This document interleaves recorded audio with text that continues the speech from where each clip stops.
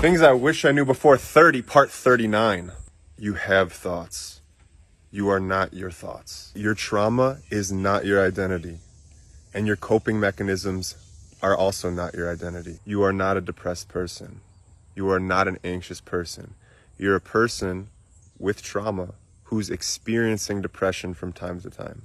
You're a person who experiences anxiety from time to time. Creating this separation between you and your experience and not identifying yourself as your experience allows you to become free of it. Any label that people are willing to give you, any label that you're willing to give yourself is limiting and ultimately can be changed and shifted.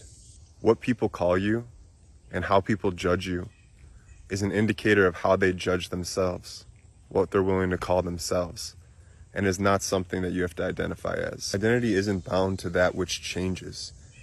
Your identity is unshakable presence and loving awareness. For a long time, I thought that I had depression and that I was a depressed person. And there was a part of me that found comfort in that label of myself. And I truly understood that I wasn't my depression, that I was just experiencing something, that this feeling will pass. I became open to the possibility to change and be a different person, to learn and to grow. When I identified as a depressed person, I felt like a prisoner to my own mind, a prisoner to my own genetics or my own chemical imbalance. But that prison was just a perspective, and that perspective could change. And it could change because it's not truly who I was. It's not truly who I am.